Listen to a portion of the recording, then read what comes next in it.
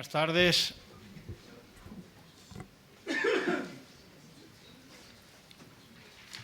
Lo primero, agradecerles a todos ustedes que hayan venido, que estén aquí. Agradecerles sobre todo a las personas que están de pie, que no han encontrado asiento. Agradecer a la institución, a la Casa América, la invitación, al profesor Manuel Lucena Giraldo, que es el director comisario de este ciclo de conferencias, por la confianza de invitarme, y también a Amparo García por las gestiones y el bien hacer para que estuviese hoy aquí. En primer lugar, me siento un poco cohibido y, en fin, un poco, primero por verles a ustedes en una situación incómoda, y segundo porque, no sé, ahí me ha parecido ver a alguna de las personas que estuvieron en la conferencia del profesor Ruiz Domènech el pasado martes, que fue una conferencia, una lección magistral, y me temo que no pueda estar a la altura de cómo se comenzó este ciclo. El profesor José Enrique Ruiz Domènech hizo la apertura, nos dio el pórtico de cómo llegaba Europa a ese 1492, que es desde donde arrancamos nosotros. Y además nos dio las claves de este personaje que fue Cristóbal Colón, cómo estaba enraizado en una cultura europea, en un entorno genovés, cómo él nos fue mostrando las características de este personaje, algunas de las cuales vamos a poder reconocer también especialmente en un personaje como Hernán Cortés, que tiene una personalidad con algunos rasgos también de las del genovés Cristóbal Colón.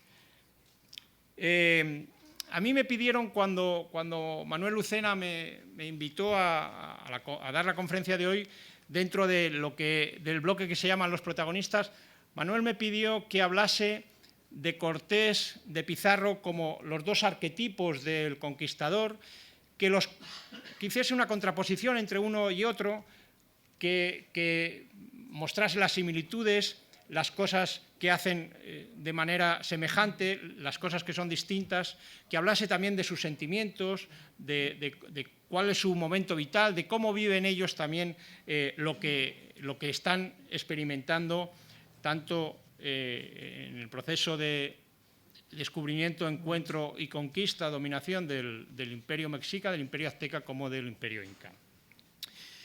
Pero yo creo que hay que tener dos consideraciones previas antes de empezar, y esto enlaza también de la manera en cómo terminamos la conferencia del primer día. Yo creo que no podemos explicar nada de lo que ocurre a partir de 1492 o de lo que ocurre a partir de 1519, cuando se inicia la conquista del Imperio Azteca o el desembarco en Yucatán de Cortés, y lo mismo nos va a pasar con Pizarro, sin saber lo que había ocurrido y lo que estaba ocurriendo y cuál era el proceso histórico de los pueblos, de las civilizaciones y de las sociedades precolombinas. Desgraciadamente no es el momento ni hay ninguna conferencia programada para ello, pero si queremos entender cómo se produce la derrota de los aztecas, o cómo se produce tan rápidamente el derrumbe del Tahuantinsuyo o del Imperio Inca, debemos fijarnos en el proceso que ha llevado a estas sociedades y a estos dos grandes imperios, el proceso que les ha llevado a 1492, a 1519 o a 1532. Sin estas claves no vamos a entender el proceso que abren Cortés y Pizarro, y sin estas claves vamos a seguir manteniéndonos en los estereotipos que nos hemos venido manteniendo durante todos estos años y siglos de visión histórica. Eso por un lado. Y por otro lado, es fundamental también conocer la perspectiva europea, la perspectiva que se da en las crónicas, en los cronistas de Indias.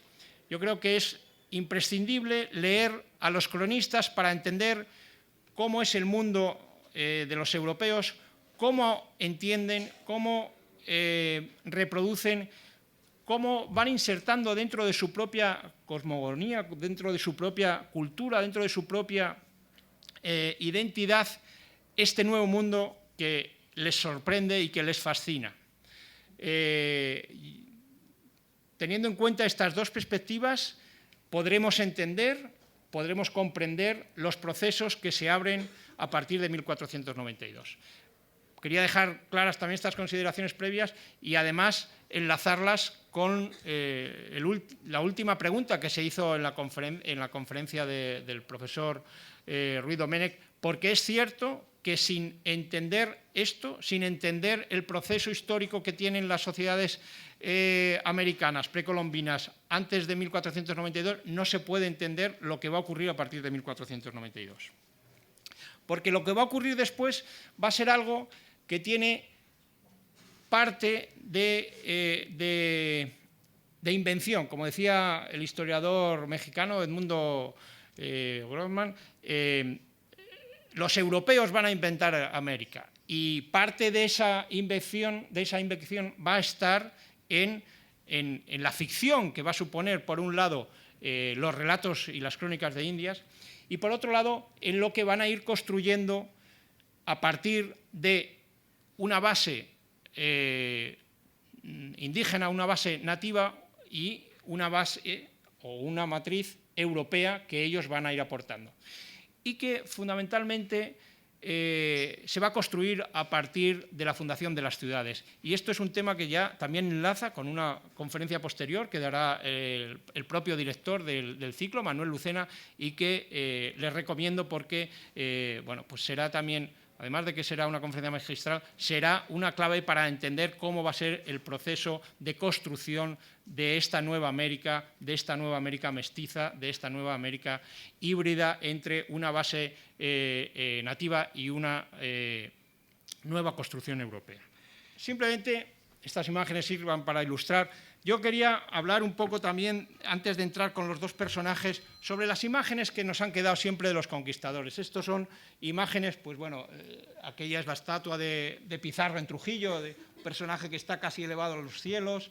El otro es el otro es Cortés en su desembarco en Veracruz, Valdivia vestido con su armadura, el gran cabezón también de Trujillo de Orellana, la escultura de Mariano Benlliure de Núñez de Balboa, un retrato de Hernando de Soto y la gran escultura que hay en el centro de Logroño sobre Ruiz del Castillo.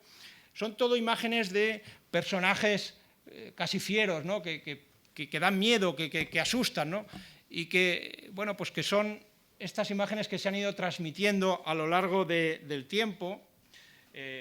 Bueno, pues casi la imagen más paradigmática podría ser la imagen de la estatua de Trujillo, de Pizarro, ¿no? Esa estatua que, tal y como está recogida en esta fotografía, casi nos marca un personaje que está en unas alturas bueno, pues casi celestiales, ¿no? Y esto ha transmitido, como digo, una imagen del conquistador, de un personaje, pues, que en realidad no era tanto así. Hay que marcar que cómo es la media o cómo es los líderes de estas grandes expediciones, los grandes conquistadores, los grandes expedicionarios. Bueno, pues los grandes expedicionarios son unos hombres de una edad que está en torno a los 30 años, más o menos, que ha quedado también el mito con Pizarro de que son personajes rudos, analfabetos, y no eran así. La mayor parte de ellos tenían un origen noble. Es cierto que no tenían un gran patrimonio y que algunos de ellos eran de una nobleza que había perdido parte de su esplendor, pero muchos de ellos son personajes que tienen posibilidades económicas, que son capaces de crear, si no tienen todas las capacidades económicas, sí que son personajes capaces de, en torno a sí, acumular dineros, acumular fondos, gestionarlos, organizar, tienen capacidad de organización, no son personajes para nada analfabetos, están en líneas generales por encima de la media de la población española. Cuando, por ejemplo, hablamos de los marinos, de los exploradores, de los pilotos, de los capitanes de armadas, son personajes, por así decirlo, casi de la élite de nuestros marineros, son los mejores pilotos que hay en España, son los mejores exploradores, son los que más conocimientos tienen sobre náutica, sobre el manejo de los últimos avances técnicos para marear, para navegar, y son personajes que rompen un poco este molde que tenemos de el conquistador, el explorador, el marinero, como un personaje prácticamente analfabeto, sin ningún tipo de estudios, sin ningún tipo de saber, sin ningún conocimiento, y que prácticamente ha abandonado la tierra y se ha marchado para América, para lo que normalmente se conoce hacer las Américas. Por ejemplo, si uno piensa en Colón, en los hermanos Pinzón, en Juan de la Cosa, en Juan Bermúdez, en Bastida, en Alaminos, en Díaz de Solez, en Vázquez de Ayllón, en Elcano, en Magallanes, son las élites de la marinería de aquel momento. O, por ejemplo, entre los conquistadores o entre los grandes exploradores, pues, y administradores primeros de las primeras décadas, pues Nicolás de Obando, Pedrarias Dávila, Diego Velázquez, Ponce de León, Hernán Cortés, Hernando de Soto, Pedro de Valdivia, Hernando Pizarro, Cabeza de Vaca, Pedro de Mendoza, Jiménez de Quesada, son todos personajes nobiliarios, son todos personajes que manejan el castellano muy bien. Algunos de ellos han dejado una literatura bastante admirable y de cierto valor, como es el caso del propio Cortés, o como es el caso de Jiménez de Quesada, o como es el caso de Cabeza de Vaca. Perdón. Bien. Y además la parte que les acompaña, la hueste que les acompaña, es una hueste también en donde podemos encontrar oficiales, podemos encontrar marineros capacitados, podemos encontrar artesanos, podemos encontrar personas que tienen ciertas habilidades, y eso lo vamos a poder ir viendo cuando leemos las crónicas y cuando vemos cómo se desarrolla la conquista. Por ejemplo, los personajes que están en torno a Martín López, que es el gran, entre comillas, ingeniero naval, el gran constructor de los bergantines de Cortés para la toma definitiva de la capital azteca. Por ejemplo, algunos de los personajes que acompañan también al propio Pizarro, como el cretense Candia, que es un personaje que sabe de mitología griega y que utiliza alguno de esos mitos para nombrar alguna de las islas que ellos van reconociendo. Es decir, que hay que romper también un poco esa idea de este personaje rudo que muy bien representa o puede representar el propio Pizarro o el propio Diego de Almagro, pero que en su mayoría no era así, ¿no? Aquí hay otra imagen que a mí me gusta, que es la imagen, no se ve muy bien, pero esta es una imagen de un campamento en donde se pueden apreciar las pequeñas tiendas en donde están durmiendo.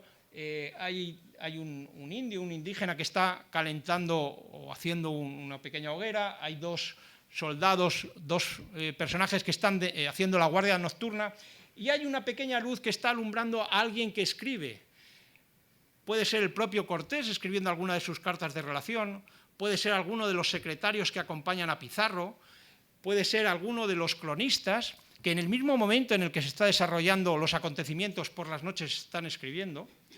O, por ejemplo, esta otra imagen de un personaje que tiene colgado el yelmo y la espada y que está escribiendo, y cómo podría ser, por ejemplo, el propio Cortés, el propio Balboa, el propio Vaca de Castro, el propio Cabeza de Vaca, o cualquiera de estos personajes de los que hemos citado, que está escribiendo, organizando su propio programa de gobierno, o pensando algunas de las leyes que van a poner en práctica, o que está escribiendo alguna de las cartas a alguno de sus subalternos o al propio rey de España.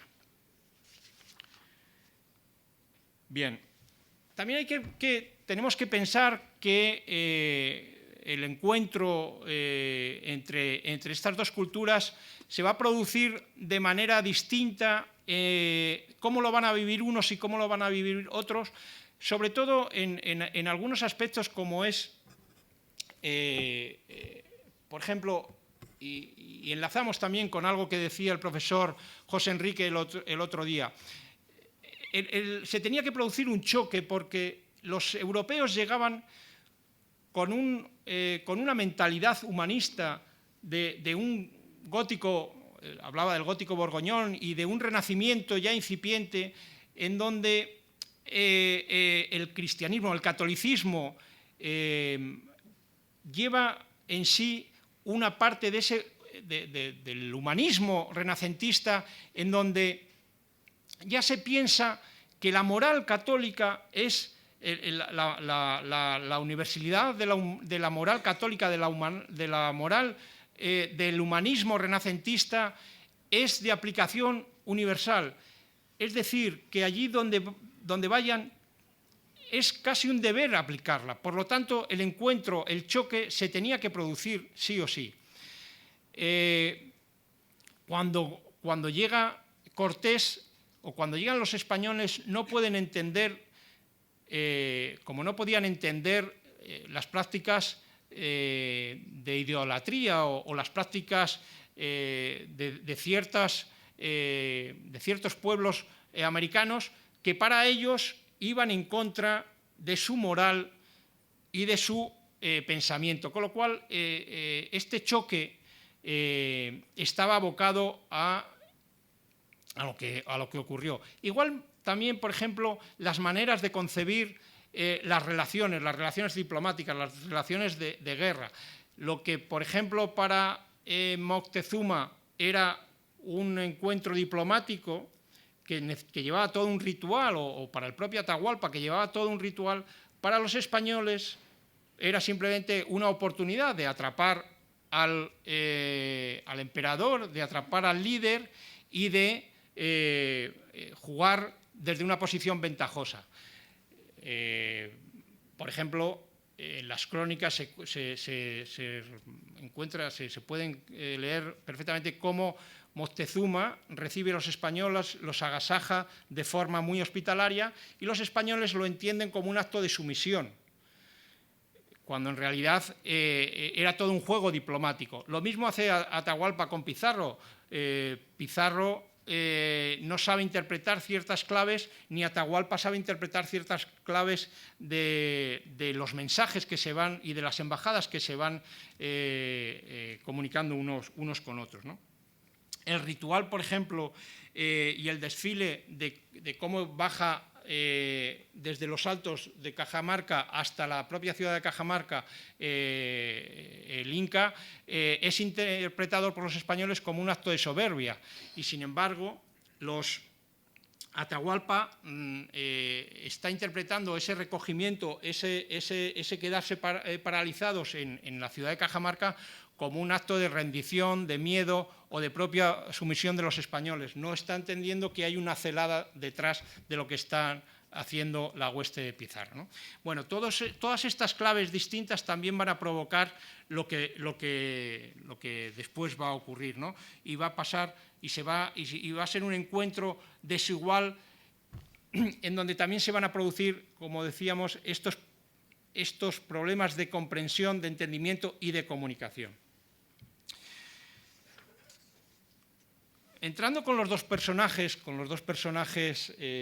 Cortés y con Pizarro, que son dos personajes que van a vivir en momentos personales sus vicisitudes de forma distinta y de forma casi contrapuesta. Si nos fijamos, Cortés llega a las Indias en 1504 con 21 años, más o menos. Pizarro llega 2 años antes, en 1502, con 24 años. Pizarro es unos años mayor que Cortés. Y Cortés, en muy poco tiempo,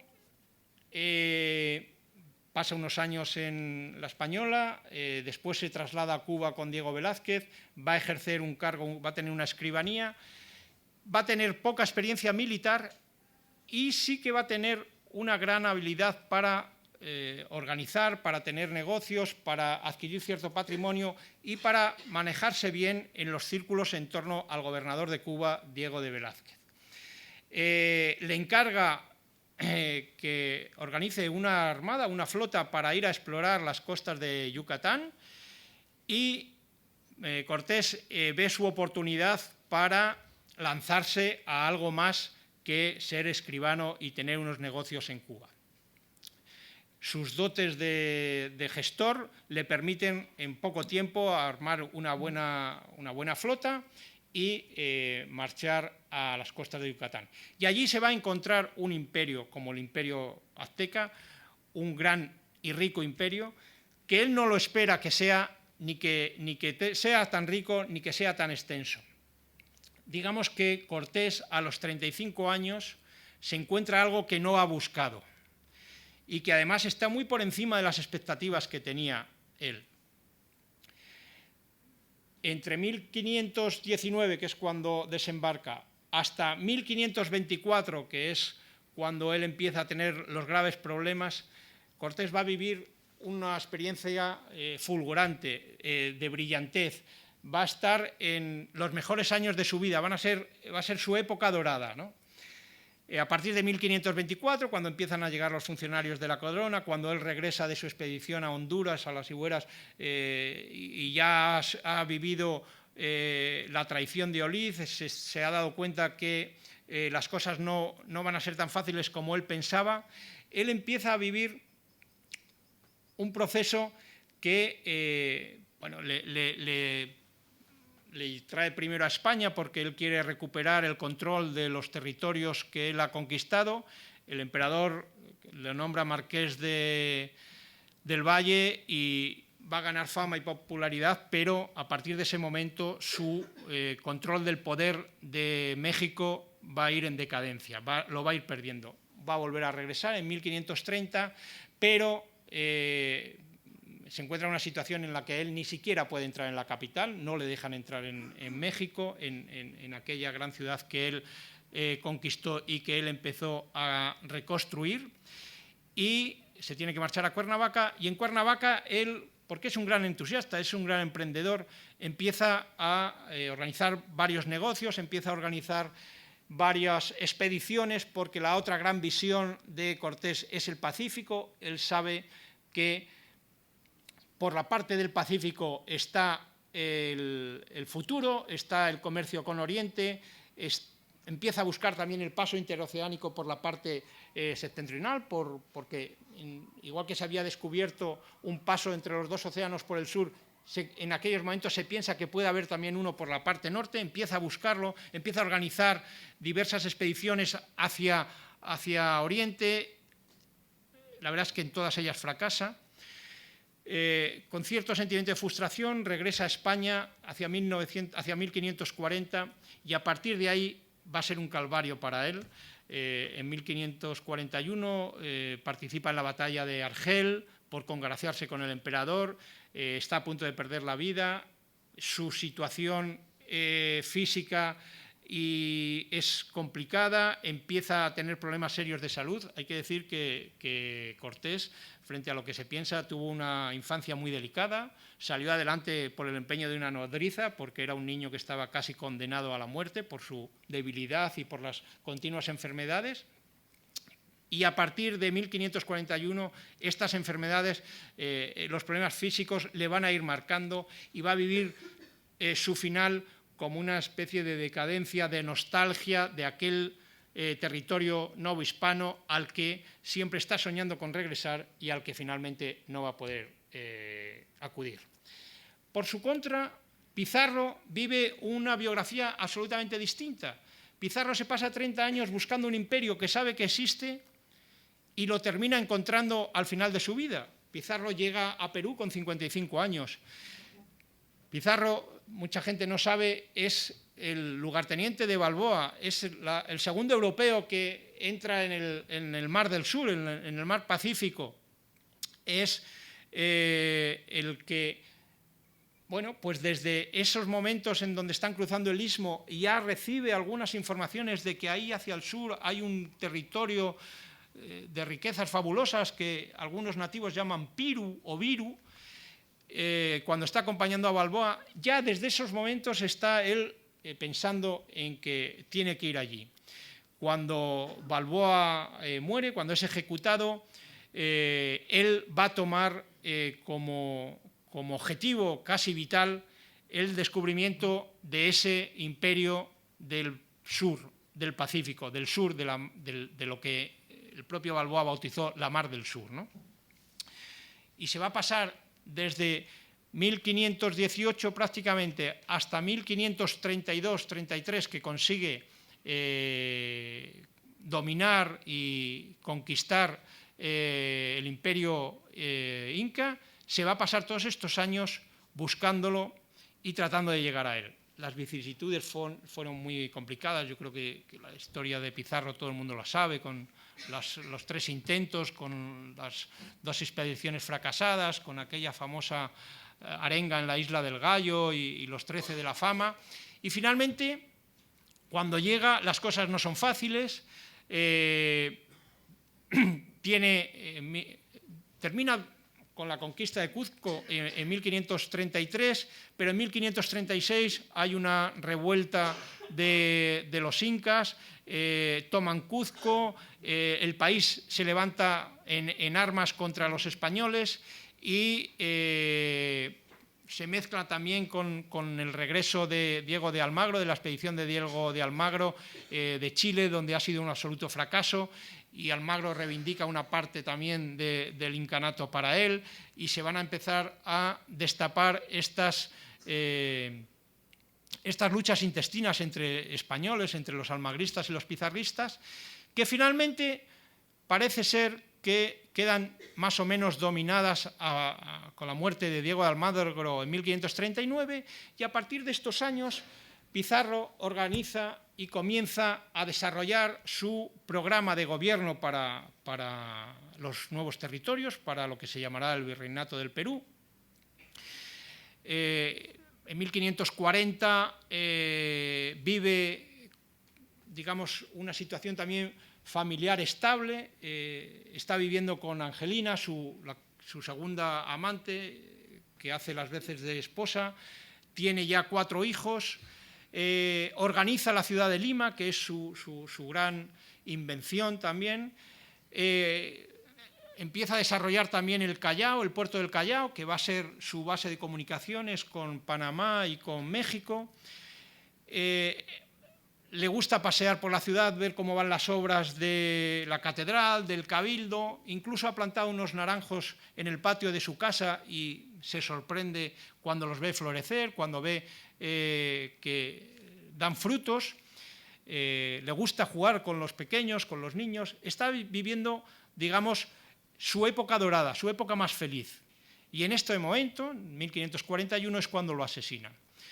Cuando lo asesina el hijo de Diego de Almagro el Mozo.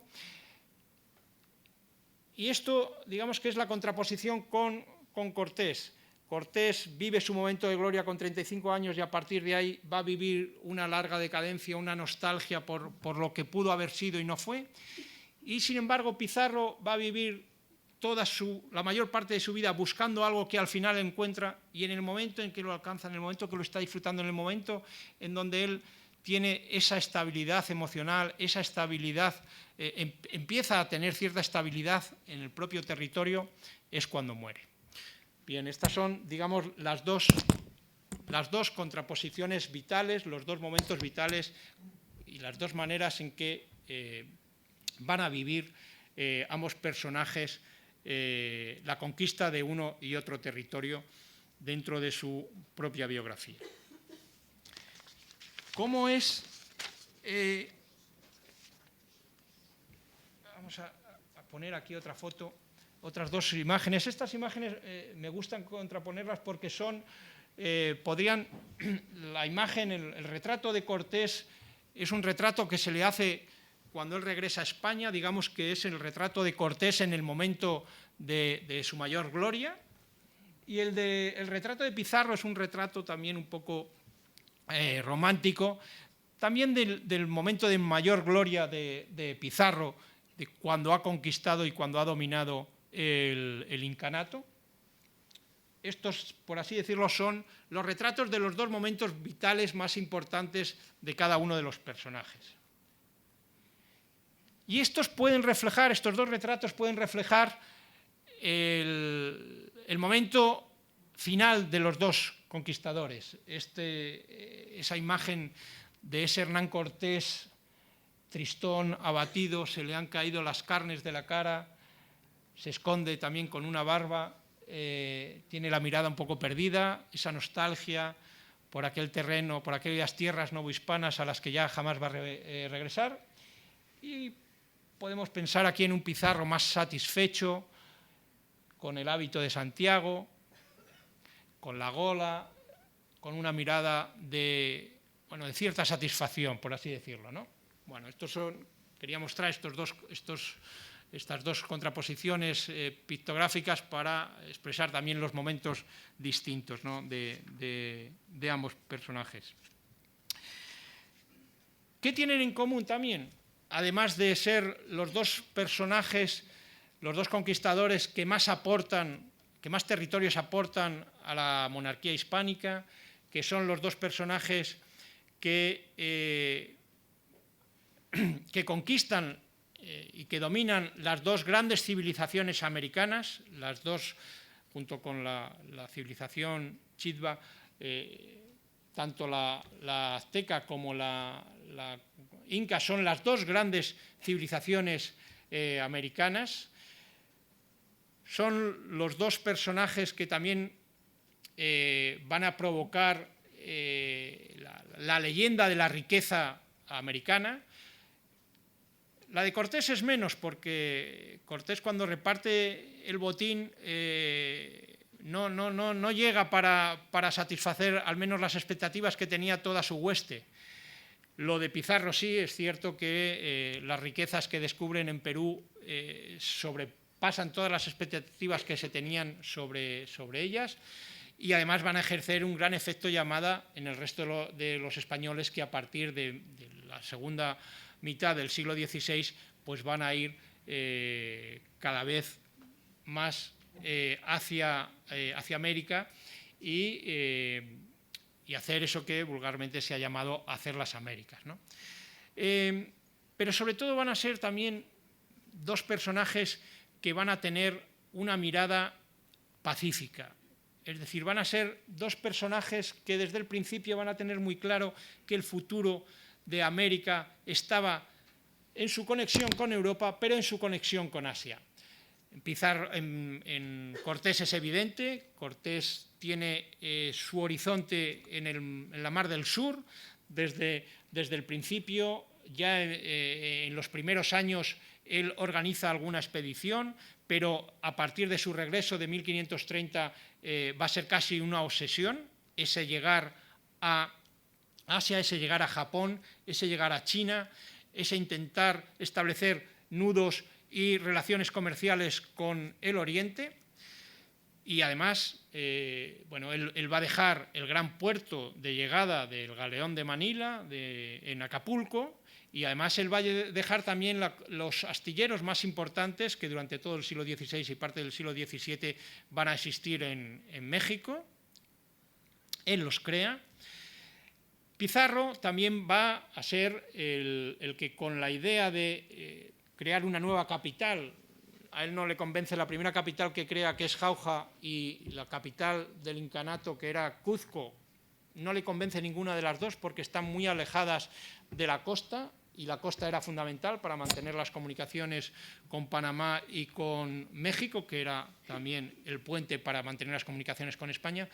Él, cuando piensa en Lima como capital, Lima es un pequeño oasis, era un pequeño tambo incaico, lo piensa porque tiene agua y porque tiene el mar muy cerca, porque al lado hay una pequeña ensenada, que es el puerto, una pequeña gran ensenada, que era el puerto del Callao, y que le va a permitir las comunicaciones con el virreinato de Nueva España, y le van a permitir también la mirada hacia el Pacífico, le van a permitir el desplazamiento hacia Oriente. Por eso yo creo que estos dos personajes son importantes para todo lo que va a venir a posteriori con el desarrollo del comercio de los nudos con América, con Oriente, con Europa y lo que Grudzinski llamó la conexión de las 4 partes del mundo. Podemos hablar también un poco de las personalidades de un personaje y del otro. Pizarro es un personaje que es más taciturno, es poco hablador, es un personaje que se ha hecho a sí mismo, que carece de la brillantez de Cortés. Cortés es un seductor nato de hombres y de mujeres. Se han hablado mucho de toda su capacidad, no sé si amatoria o capacidad de embaucar, seducir, engañar a las mujeres, pero además es un gran seductor de hombres. Él tiene una oratoria fácil, sabe arengarlos en los momentos decisivos, sabe encontrar las palabras adecuadas, es un personaje que desprende atractivo. Por tanto, ejerce un liderazgo es un líder que atrae a la gente, que sabe embaucarles, que sabe decir lo que quieren escuchar. Por eso tiene esa capacidad para llegar a pactos, a alianzas con las tribus, con los pueblos, con los caciques, que están un poco, digamos que están hartos de la dominación azteca, sabe embaucarlos bien, sabe prometerles lo que ellos quieren escuchar, luego muchas de estas promesas no las va a cumplir, pero es un personaje con habilidades diplomáticas también, ¿no? Hay que decir también que algunos de estos pueblos preferían claramente ser dominados por los extranjeros, por estos nuevos españoles, que seguir manteniendo el status quo que tenían de dominación, de pago de tributos, de entrega de esclavos, de control por parte de los aztecas, ¿no? Pizarro ejerce un liderazgo mucho más del militar, del personaje que tiene una gran experiencia, del personaje que tiene autoridad, del personaje que sus hombres saben que cuando dice algo es por alguna razón, porque lleva 30 años en las Indias, porque ha salido de situaciones muy complicadas, porque lo dice convencido, porque es un tipo constante, porque es un tipo templado, porque es un tipo que él mismo desprende cierta autoridad. Pizarro debía medir, por los análisis que se han hecho de su esqueleto, en torno a 1,72, 1,73, que era cierta altura para su época, y además era un personaje con cierta fuerza física, con cierta capacidad física, mucha capacidad de aguante. Y bueno, eso era admirado por sus hombres, ¿no? Era un personaje mucho más taciturno, como decía, no daba esas grandes arengas ni esos grandes discursos antes de los momentos decisivos, antes de entrar en una batalla o antes de hacer un ceremonial, pero sí que sabía encontrar las palabras adecuadas y los momentos donde tenían que intervenir. ¿Cuáles son los sentimientos de uno y de otro respecto a las tierras y a lo que descubren, y a las personas y al entorno y a lo que va a ser su nueva tierra de asentamiento?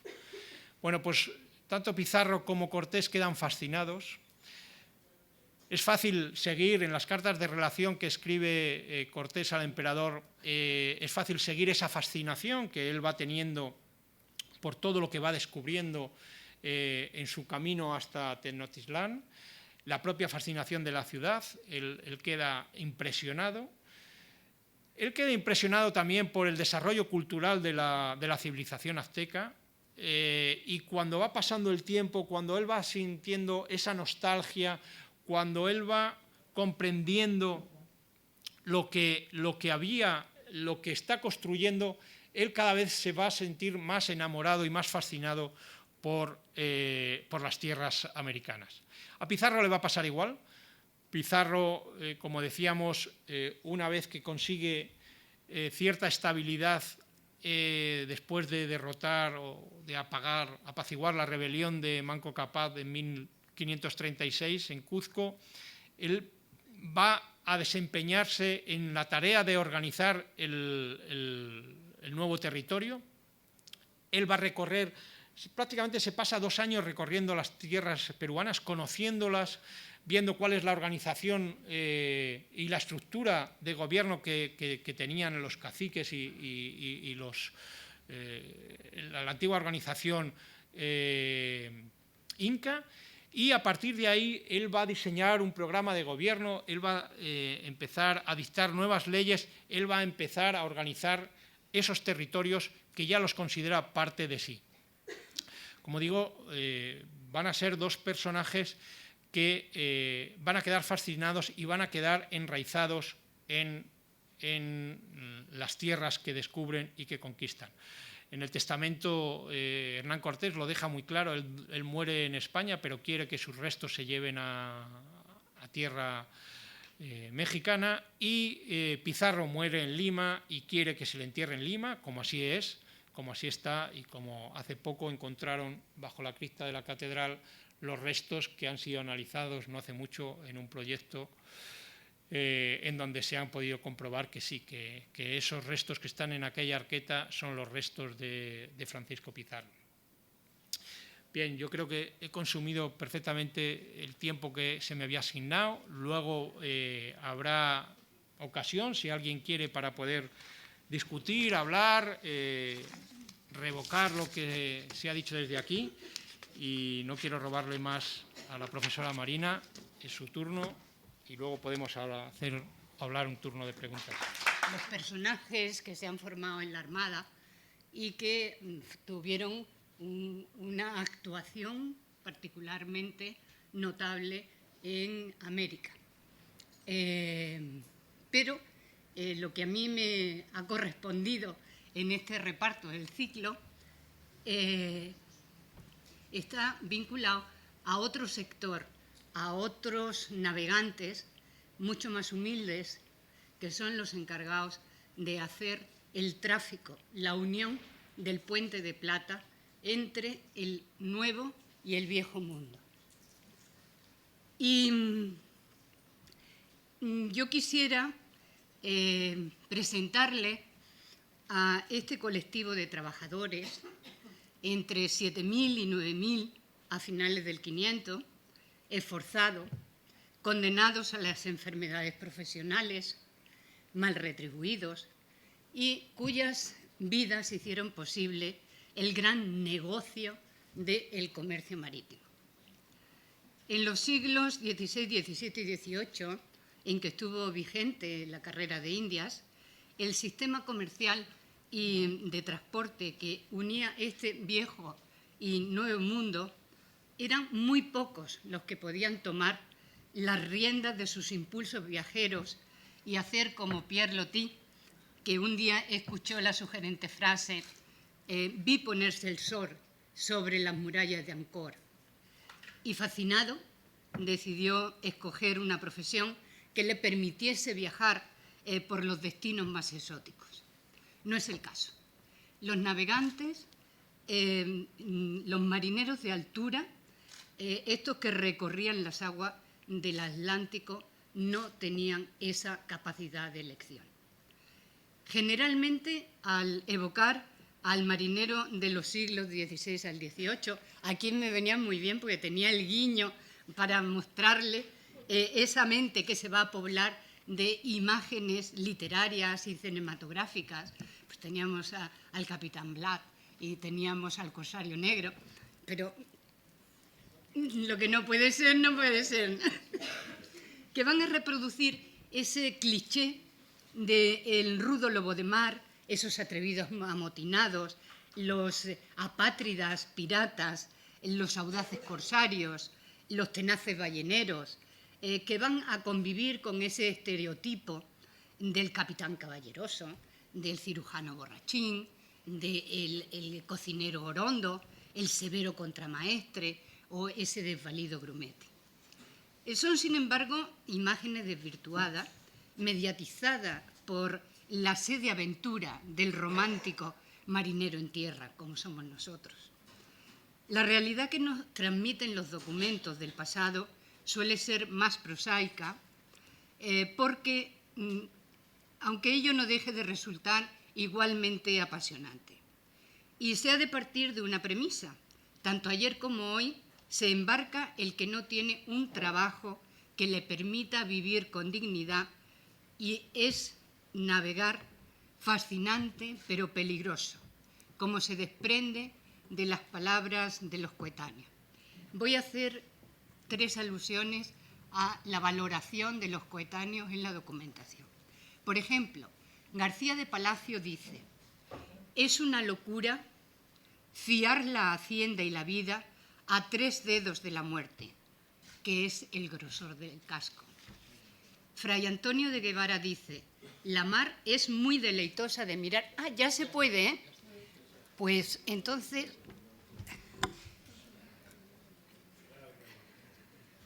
aquí tienen Ancor. Bueno, me gustaría hacer la pantalla completa y no que se vea ya, pero el técnico mejor. No vaya a ser que nosotros hagamos otro desaguisado como antes, que hacemos un repaso rápido.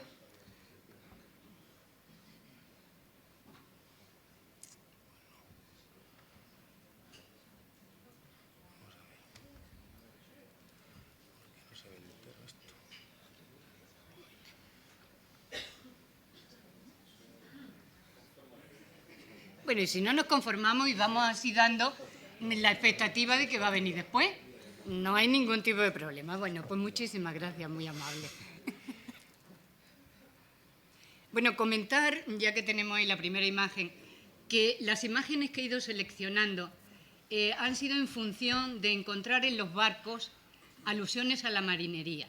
Es muy difícil encontrar ilustraciones de los marineros, de los corsarios, de los piratas, porque todo está como muy idealizado, ¿no?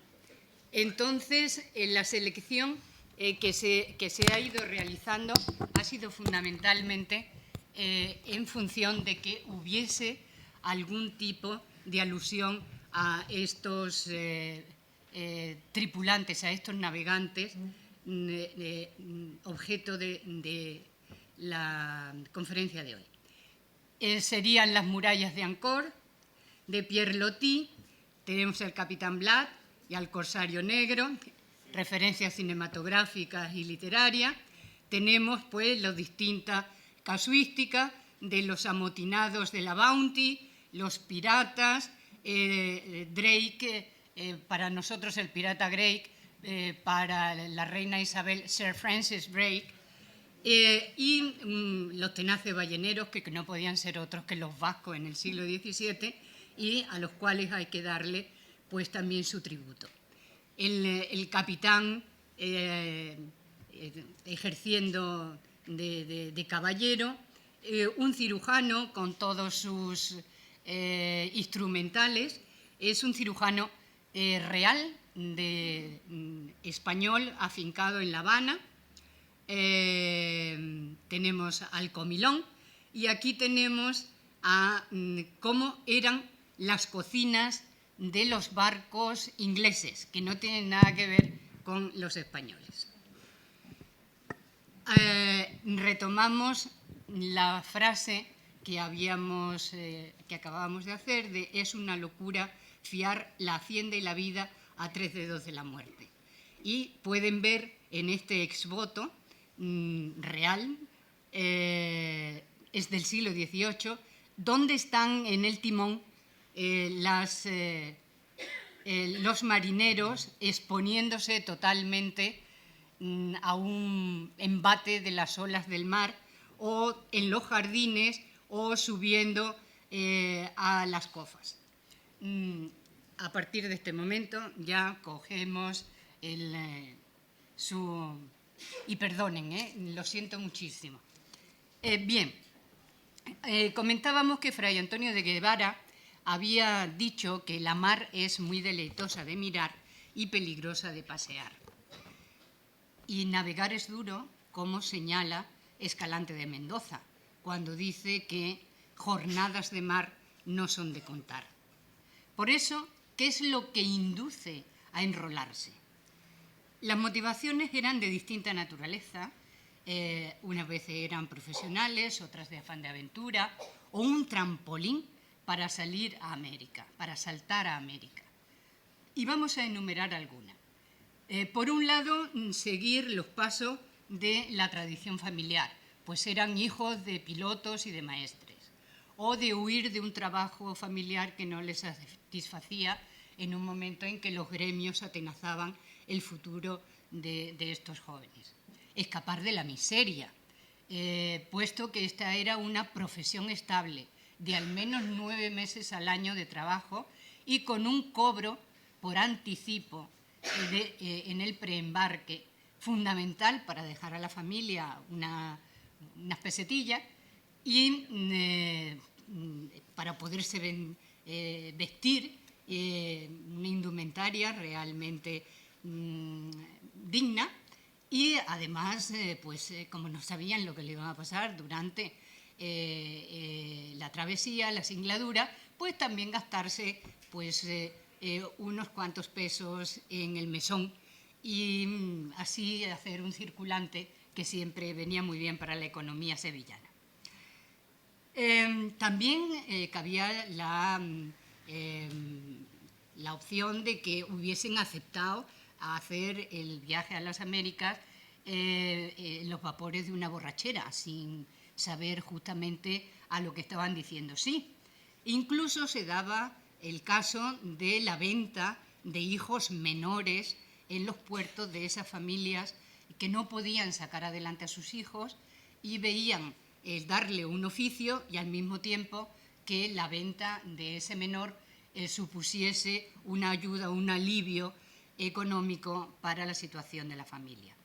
La documentación a veces presenta casos realmente disquensianos y son muy tristes, pero muy significativos de lo que es la época. También estaban aquellos que se hacían marineros para huir de mujeres excesivamente posesivas o para huir de la justicia, ya se tratara de prófugos o de burladores de doncellas ingenuas y confiadas. Por el contrario, también hay otro tipo de motivaciones, como por ejemplo el afán de aventura, de conocer mundo, impelidos por motivos tangibles o fabulosos, meros cantos de sirena. Entre los tangibles, pues esa plata perulera a la cual se ha aludido anteriormente, que iba desfilando por las calles de Sevilla, o los relatos de mares de aguas cristalinas, frutos exóticos, mujeres de piel cobriza, la facilidad de hacerse rico, puesto que se podían llevar en la pacotilla naipes que luego se vendían, aunque era ilegal el llevarlos, o se podían revender las ropas y efectos personales de los muertos en la travesía, o se podía hacer la reventa de aquello que se había ahorrado porque no te lo habías tomado ni bebido del rancho durante el tiempo que duraba el viaje.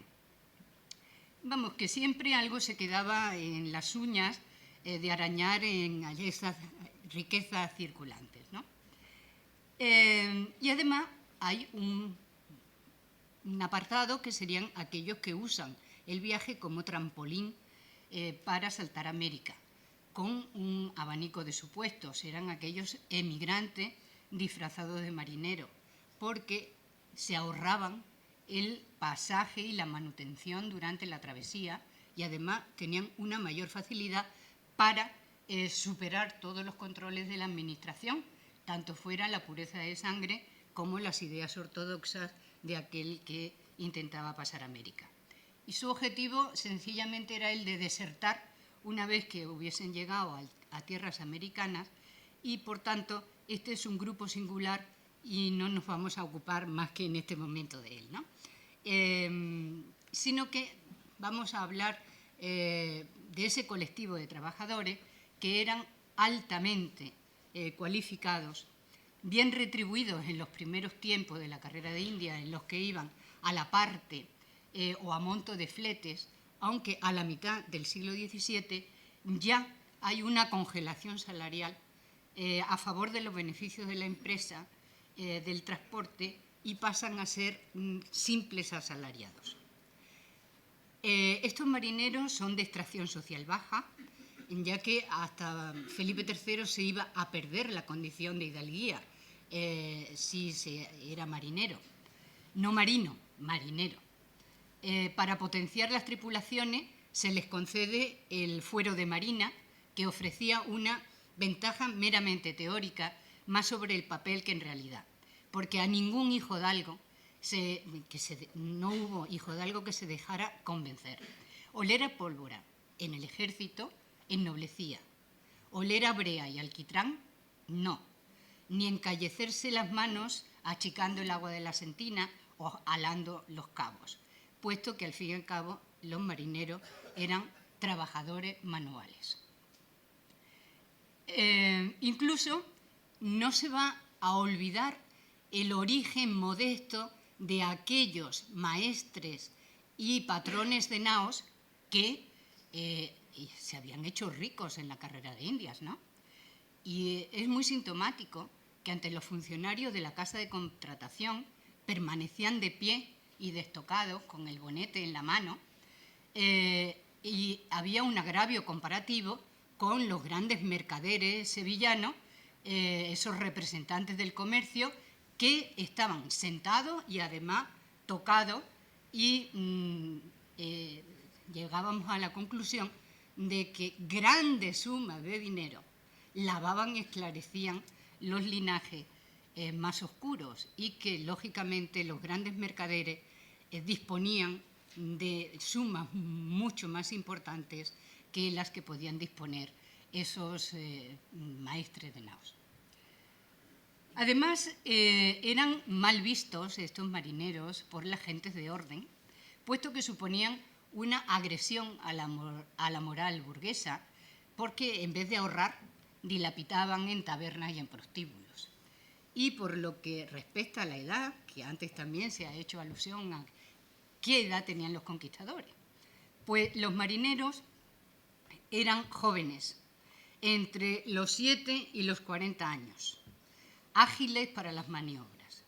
Y en cuanto a su procedencia geográfica, hay que distinguir entre los que iban en las armadas para la protección del Atlántico, en los que la mayor parte procedían del Cantábrico, eran vizcaínos, y lo que son las flotas mercantes, de las que estamos hablando esta noche, que en su mayoría eran andaluces, aunque había un grupo más pequeño de otras regiones y hasta extranjeros, aunque esto estaba prohibido por ley.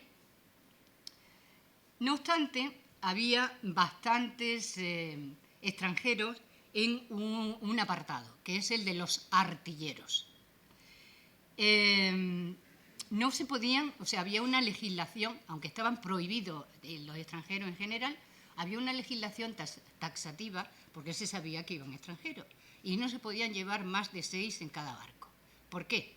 Para que no hubiese un riesgo de amotinamiento en caso de una ruptura de hostilidades mientras que estaba el barco haciendo la travesía, puesto que si había muchos de la misma nación que entraba en guerra con la otra, podían agruparse y entonces tomar el barco en nombre de la corona de su lugar de origen y no al servicio de la que estaban.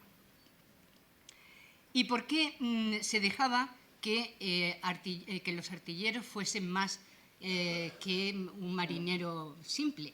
Pues porque no había artilleros en España, por una sencilla razón. Y es que la Casa de la Contratación obligaba, para sacarse el título de artillero, de hacer prácticas en la goleta y teniendo que llevar la pólvora suya. No la ponía la academia de la goleta, sino que tenían que llevar ellos la propia pólvora. Entonces, al no disponer del dinero suficiente antes de embarcarse para hacerse el perfil profesional de artillero, pues ya se iba tomando de los que sí estaban preparados para desempeñar este oficio. Vamos ahora a hablar de la división social del trabajo a bordo, porque todos ustedes saben que no es igual tener mando que carecer de él. De hecho, todos decimos que donde manda patrón no manda marinero. Y con mando, pues tenemos a los maestres, que son dueños o no de una parte del buque, cuyas funciones eran muchísimas: habilitar el barco, o sea, reparaciones, carena, licencia de navegación, carga, comprar los suministros navales de repuesto y las vituallas del rancho, buscar los fletes, enrolar a la marinería, y aquí actúa como un alquimista para engañar a esos funcionarios de la Casa de la Contratación, apoyándose en esa ambigüedad de los pasaportes. Los pasaportes describían varón joven, moreno, ojos castaños, barba prieta. Con ese pasaporte podía enrolarse cualquiera. Incluso cuando describían los defectos, pues por cuchillada, aplastados los dedos, falta de un ojo, cojo, manco, pues también en este colectivo eran legión los que se podían adecuar a esta descripción.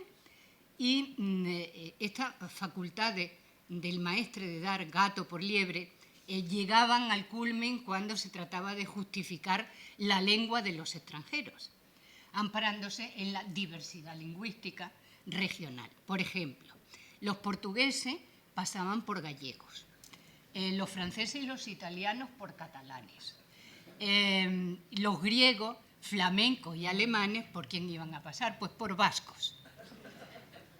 Además, el maestro es el que dirige la estiba y organiza todo el viaje, o sea, las rutas, las arribadas, el contrato de fletes ya en América, y asimismo era el responsable de la empresa del transporte ante el dueño, por lo que podía fácilmente defraudar, ¿no?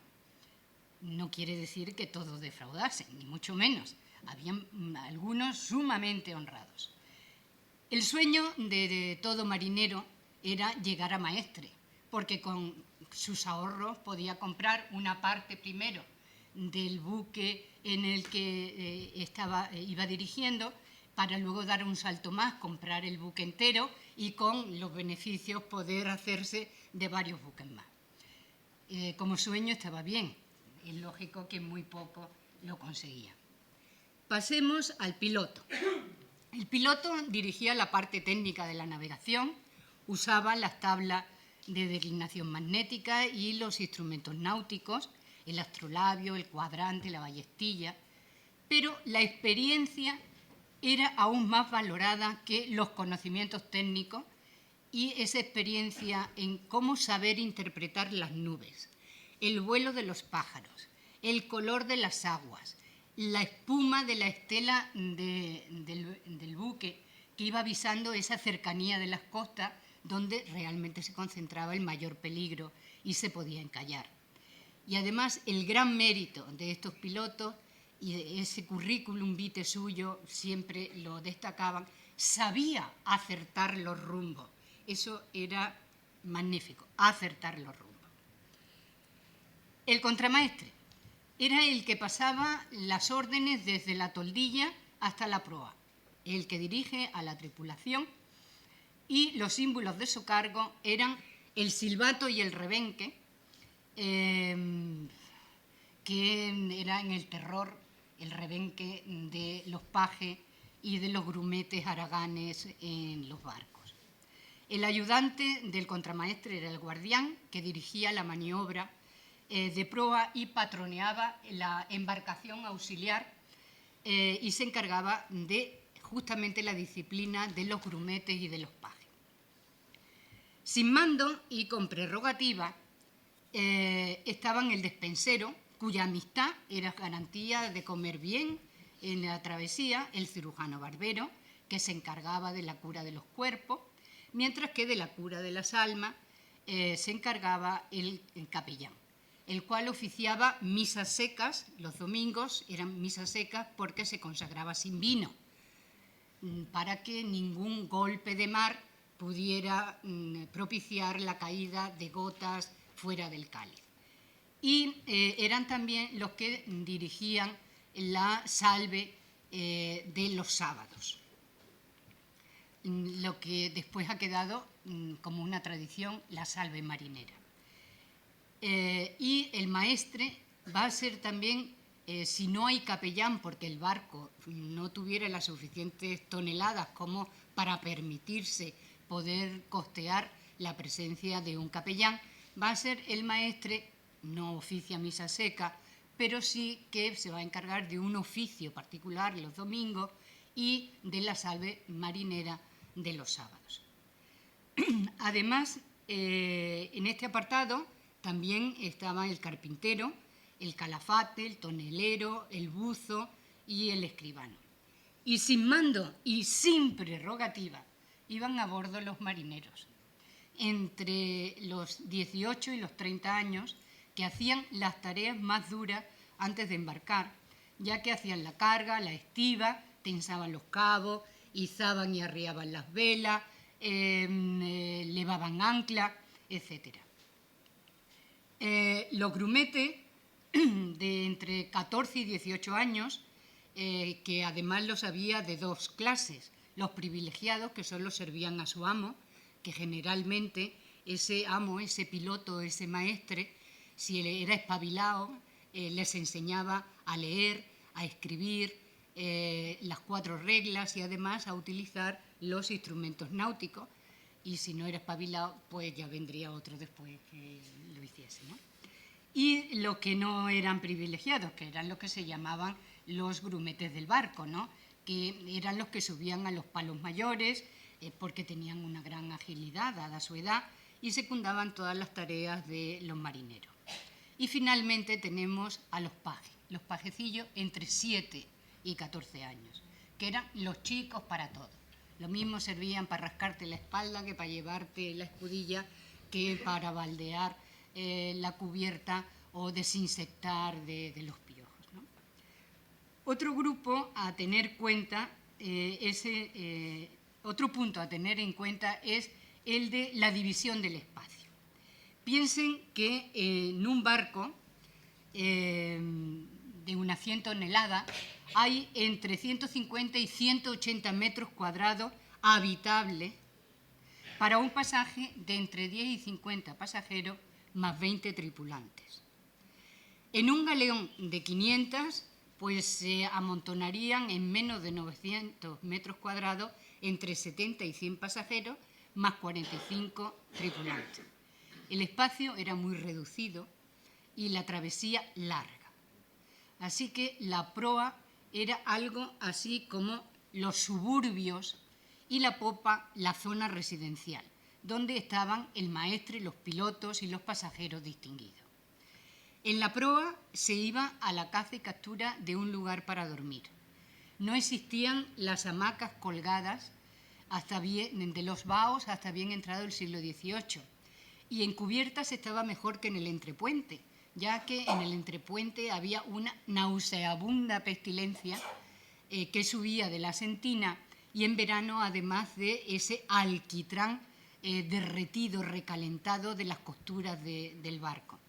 Y si bien es cierto que en cubierta hacía frío, pues este frío se podía temperar con mantas, y si llovía se podía proteger uno con unas lonas embreadas que servían como impermeabilizante. No había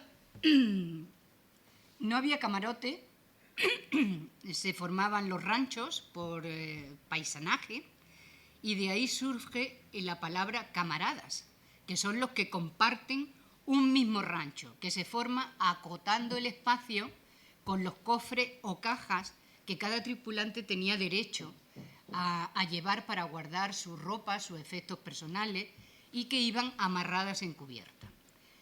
Y que estos cofres eran unos muebles multiuso que tanto servían para sillas como para mesas, para camas, que se hacían con un jergoncillo enrollable que se extendía sobre esa cubierta curva, que no es plana. Se han subido algunas de las reproducciones de estas embarcaciones de época, se habrán dado cuenta de que no es recto.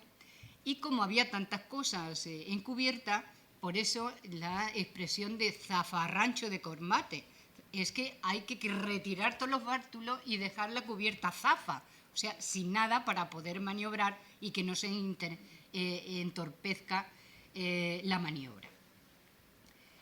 Este exiguo espacio, además, había que compartirlo con otros inquilinos.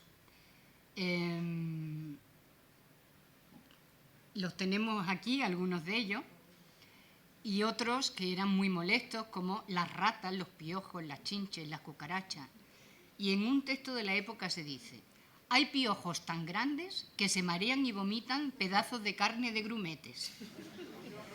Tiene el navío grandísima copia de volatería, de cucarachas que aquí llaman curianas, y grande abundancia de montería de ratones, que muchos de ellos se aculan y resisten a los monteros como jabalíes. Todavía en los barcos españoles no existían los gatos, no se habían traído los gatos de Asia y se habían metido para quitar estos otros inquilinos. Y no existía tampoco la figura del rat catcher de los buques ingleses, que había en la tripulación un señor dedicado a cogerlo y no sabemos qué haría con ello. Mejor no indagar. Por otra parte, estaban los animales vivos para el rancho, como gallinas, cerdos, vacas, cabras y hasta caballos. Y he destacado cómo se llevaban encinchados los caballos, y del mismo modo se llevaban también las vacas y todos los animales grandes para poder pasar la travesía y que no hubiera demasiados problemas, ¿no? El ocio se empleaba en jugar pues a naipes y a dados, en charlar, en leer, cantar al son de la guitarra, pescar con sedal, que contribuía a una sobrealimentación, en fresco, y también se dedicaba a la lectura colectiva, siendo las favoritas, por un lado, las vidas de santos y por otro, los libros de caballerías.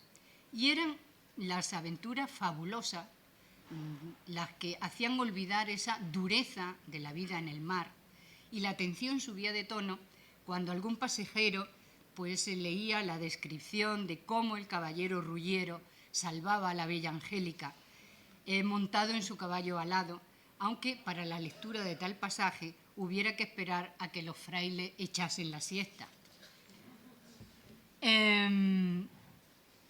Les voy a leer, pues, ya que tenemos la ilustración, a qué se refería en el Orlando Furioso del Ariosto, ese pasaje que además hay constancia de referencia de que una y otra vez se volvía a leer, aunque todos se lo sabían, yo creo, ya de memoria. Aquella gente fiera, inhospitalaria y bárbara había expuesto en la costa a la voracidad del monstruo a la más hermosa de las mujeres, completamente desnuda, y tal cual la había formado la naturaleza, sin tener siquiera un velo con que ocultar las blancas azucenas y las encendidas rosas esparcidas por sus delicados miembros. Ruggiero habría podido creer que era una estatua de alabastro, si no hubiese visto claramente cómo rodaban lágrimas por las frescas e insonrosadas mejillas hasta rociar con ellas los torneados pechos. Esta tranquilidad se complicaba con las tormentas.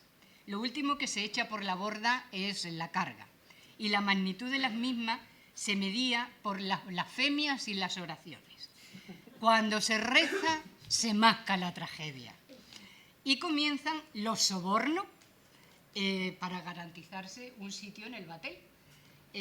Cuando amaina la tormenta, entonces comienza la actividad frenética de las reparaciones. Yo he puesto aquí para que vean cómo se echa fuera el agua con las bombas desde la sentina, pues por los lugares donde estarían ubicados los cañones de defensa, las portillas, ¿no? Otros momentos críticos es cuando han de hacer frente a los ataques corsarios y se convierten en soldados al abordaje. Y es que, como todos ustedes saben, tuvieron que hacer frente a partir de la segunda mitad del 500 a los mendigos del mar, los piratas holandeses, unos corsarios sui generis, ya que carecían de una patria que les otorgara la patente de corso, pues estaban especializados en hostigar a los mercantes de Felipe II, quien no es que paradójicamente, es que era su rey en ese momento. Por tanto, estos mendigos del mar se hacen llamar corsarios cuando realmente son piratas, puesto que España nunca les da la patente de corso, aunque en las Provincias Unidas le proveyesen de esa teórica patente para ejercer el corso. Y además de operar, su centro de operaciones de estos mendigos del mar era el Canal de la Mancha, pero además de operar allí, van a pasar al Atlántico y, bueno, ya están en el Atlántico, ¿no? Pero el Atlántico hacia la zona americana y van a interceptar los convoyes americanos, sobre todo a la vuelta, que es cuando vienen cargados de presencia en la América española de las potencias extranjeras. Potencias europeas que no habían tenido la oportunidad de repartirse el espacio americano y que en el siglo XVII empieza ya a hacerse en los espacios marginales descuidados por la colonización española, pues una América francesa, una América inglesa, una América holandesa, y van a ser los puntos de referencia para toda una serie de ataques de corsarios y de otro tipo de mendigos del mar, ¿no? Tenemos a Piet Hein, el holandés, por mencionar solamente en Matanzas, cómo toda la flota de Indias va a quedar totalmente neutralizada con muy malas consecuencias para España, ¿no? Y como consecuencia de estas agresiones en el Caribe, que es donde van a concentrar toda su actuación, especialmente porque flotas y galeones se reunían en La Habana para hacer juntas el regreso a España, y entonces ya estaba ahí toda la riqueza concentrada. Por eso estas actuaciones están también concentradas en el Caribe. Entonces, la administración española estaba recelosa de esos avances de las potencias enemigas y va a organizar la defensa del territorio y de las rutas marítimas, del territorio a través de fortificaciones, los morros, que todos hemos visto en los principales puertos, y las rutas marítimas con la creación de la Armada de Barlovento y la Armada de la Mar del Sur para el Pacífico. Y en este ámbito es donde van a aparecer unos hostigadores particulares típicamente americanos, que son los bucaneros y los filibusteros. Los bucaneros fueron una creación exclusivamente americana, que aparecieron a partir de 1623 aproximadamente y se ubicaron en la parte deshabitada de la isla española. Tomaron su nombre de la palabra bucán, que se refiere a la forma en que los indios caribes asaban y ahumaban a la vez la carne usando una madera verde y un ingenioso artefacto al cual denominaban barbacoa. Cazaban el ganado cimarrón, los puercos y las vacas salvajes, las descuartizaban, todas estas presas, las asaban, las ahumaban y las vendían generalmente a otros piratas del entorno, y estos bucaneros también se hicieron, un poquito más adelante, se hicieron piratas, pero siguieron utilizando el mismo gentilicio para designarse a sí mismos. El origen de la palabra filibustero, yo no me voy a meter porque es bastante confuso. Hay quienes, yo resumo, que viene de los fray-boutiers, que son los que cogen el botín libremente, proveniente de una palabra holandesa, y los que opinan que viene de la palabra flyboat, que serían las embarcaciones ligeras con las cuales ellos operaban en el Caribe. Serían pues los barcos mosca bien ligeritos, ¿no? Realmente aquí no nos vamos, porque no es el lugar indicado, a ver las diferencias muy particulares entre cada uno de ellos. Si luego alguien quiere, yo se lo explico, ¿no? La cuestión es que tanto los bucaneros como los filibusteros carecían de nacionalidad, aunque en un principio habían sido franceses o ingleses, que atacaban a cualquier buque mercante, aunque preferentemente a los españoles, por la sencilla razón de que eran los que transportaban cargas más valiosas. Y los bucaneros utilizaron para vender los botines y aprovisionarse de sus necesidades de la isla de la Tortuga, una auténtica guarida para quienes carecían de toda ley. Y los filibusteros, los puertos de Jamaica, Saint-Domingue, que eran puertos francos para todos los negocios ilegales. Y con esto vamos a cerrar parafraseando a Lucena Salmoral el apartado de los perros, mendigos y otros malditos del mar. Bueno, no sé si me van a dar un poquito por aquello del PowerPoint, si no, yo dejo. Bueno, pues entonces decirle que después de este paréntesis que hemos hecho hacia los bucaneros y filibusteros, vamos a hablar un poquito de la comida, que es el momento para la sociabilidad en los ranchos, que se usan escudillas de madera sin cubiertos, se usa la navaja para todo, y hay que dejar constancia de que es una falacia el estereotipo del marinero hambriento. Aunque hay que reconocer que su dieta era muy monótona, este marinero nunca estaba hambriento porque tenía una dieta muy equilibrada de entre 3.500 y 4.000 calorías, que consistía en 1 litro de agua, 1 litro de vino de Jerez y bizcocho, o sea, el biscoctus, ese pan integral que vemos ahí con los gusanillos, duro, que había que remojar en vino, mejor que en agua, que sabía al poco de tiempo muy mal porque el agua se había corrompido, pues entonces mejor el vino que el agua. Y que esto se les daba a diario. Además se les daba 1 litro de aceite y otro de vinagre al mes para que lo usasen tanto para los gazpachos como para la salazón de las menestras. Los lunes, miércoles y viernes comían menestra deshidratada, garbanzos, alubias, lentejas, calabaza, pimientos y ajo. Más queso y pescado salado, que es el pescado salado, el bacalao.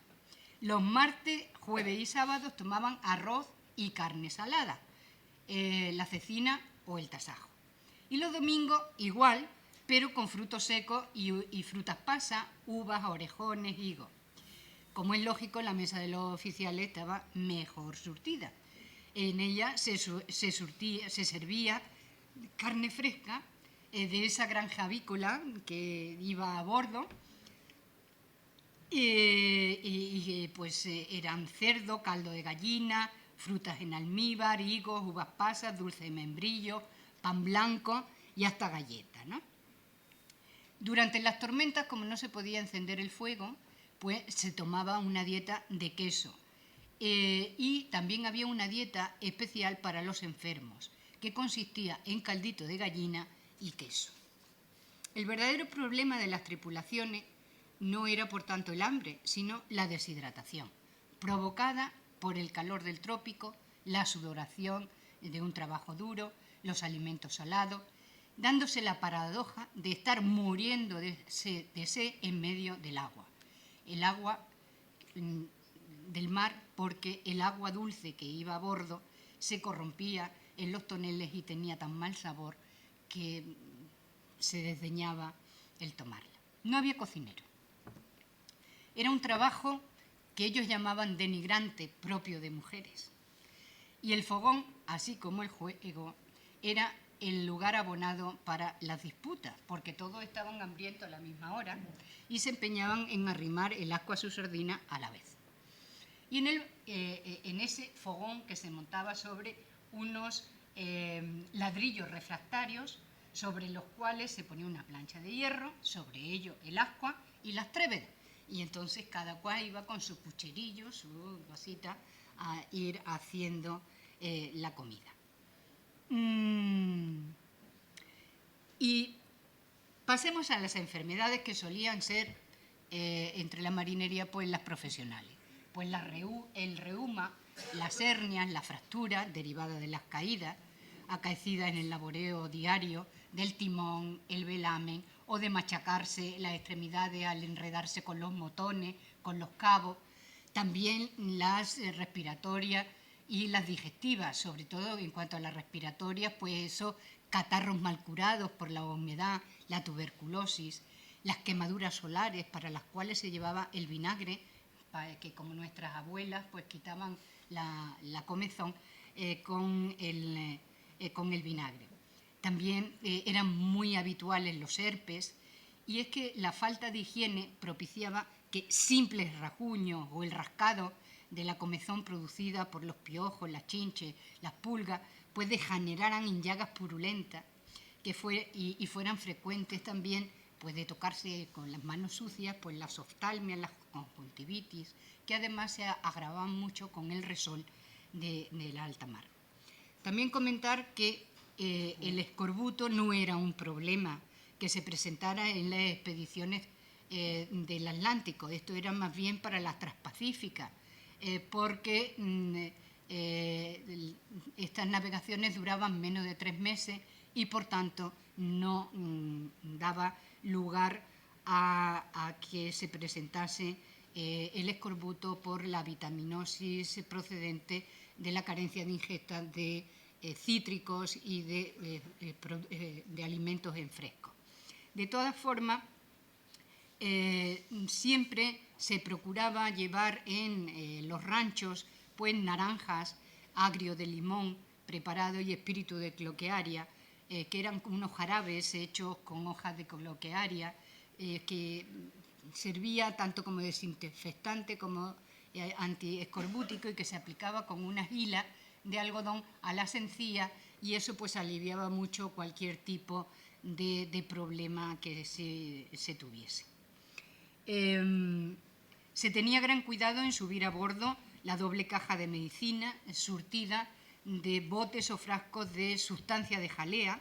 A partir del siglo XVII la jalea real ya se sabía que tenía unas propiedades muy beneficiosas, también de lo que se denomina en la documentación polvos, que son los própolis.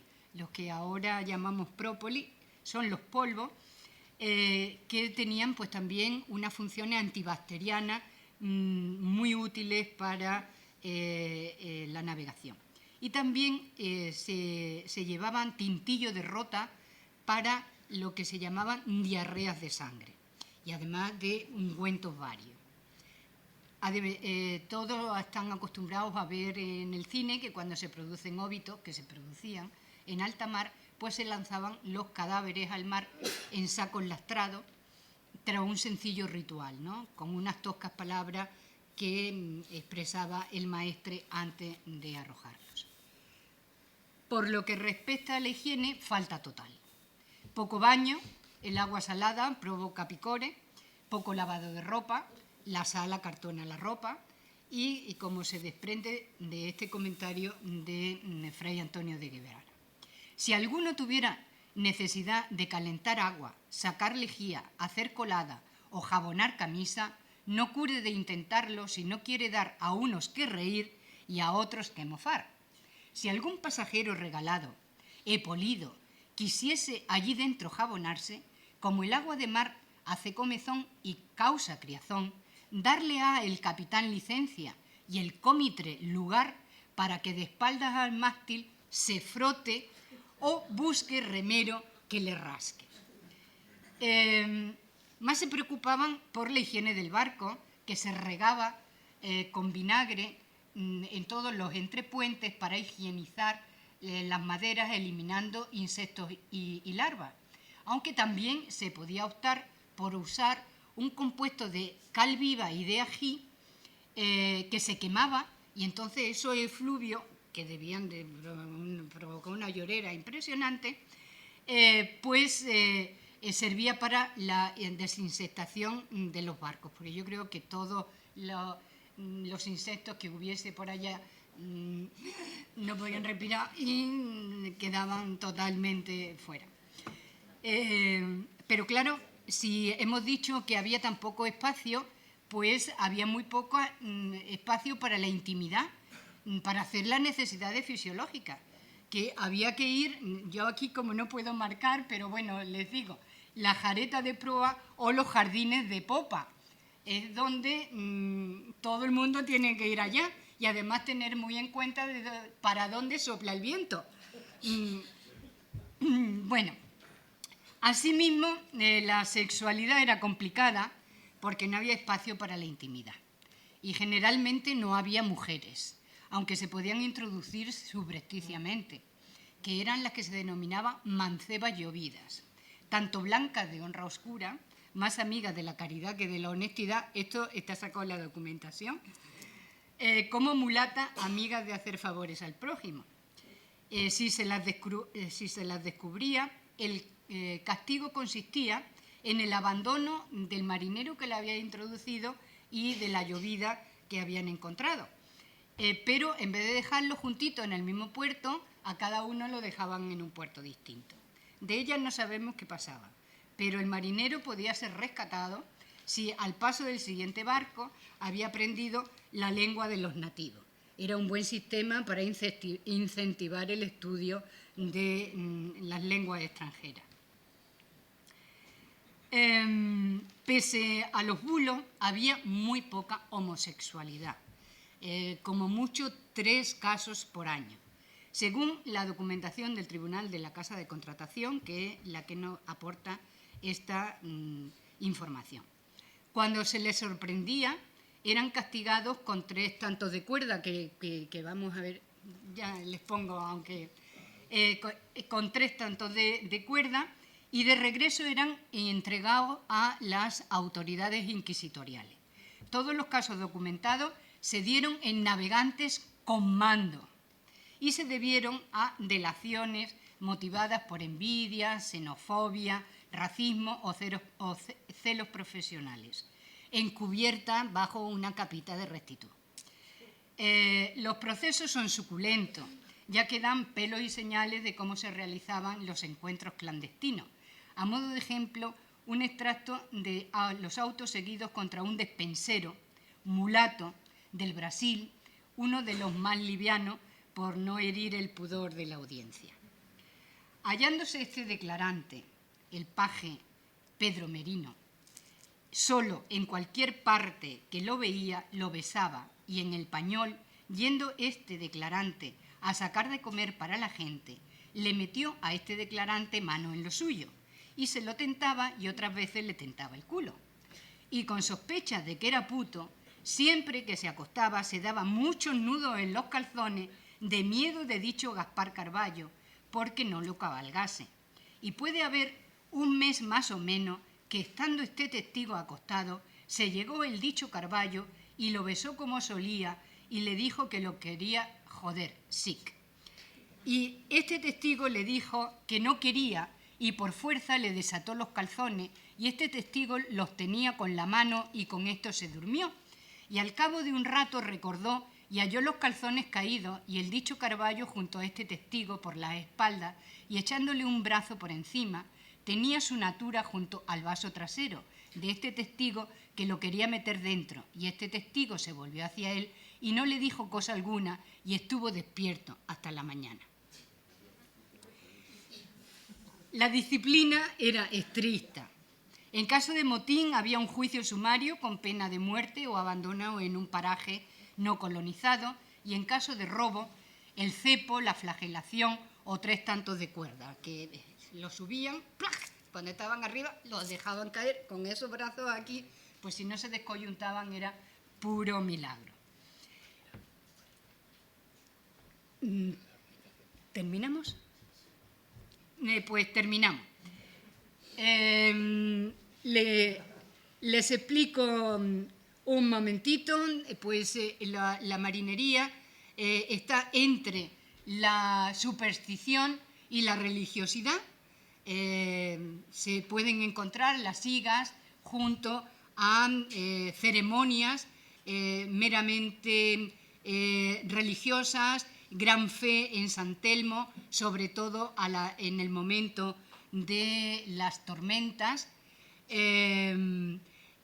Hay una superstición de haber hecho la transposición de los genios del Mediterráneo al Atlántico, esos genios buenos y malos, ese pasar las islas de norte a sur, de este a oeste, o en esta he subrayado lo de a María Santísima del Buen Aire, puesto que están las vocaciones de el Buen Aire, Bonanza, Santa Clara, o sea, todo lo que son los genios positivos del mar. Aquí una representación de los fuegos de San Telmo y después de una tormenta o de haberse salvado de un naufragio, pues se suelen hacer una serie de exvotos y se llevan a los santuarios de aquellos vírgenes o santos taumaturgos que propicien el salvamento de estos tripulantes que se han visto en un percance. Entonces pueden ser cuadros, como hemos visto anteriormente, pueden ser exvotos de modelos del barco que se ha salvado y generalmente llevan una leyenda en la cual explican cómo se han salvado y por qué. Y bien, estos marineros pues intentaban salir de la tenaza de su entorno pequeño del pueblo, pero al mismo tiempo tenían que pagar un precio por ese visitar mundo exótico, porque esos marineros recorrían miles y miles de millas y estaban siempre a 3 dedos de la muerte, tenían una percepción de la vida mucho más libre, mucho más sensual, aligerada del lastre de los que vivían para el ahorro y la decencia, pero por ello tenían que pagar un precio. De ahí que su existencia se pueda resumir en esta definición inglesa: Sailor's life is a merry and short life. Pues muchas gracias por su atención.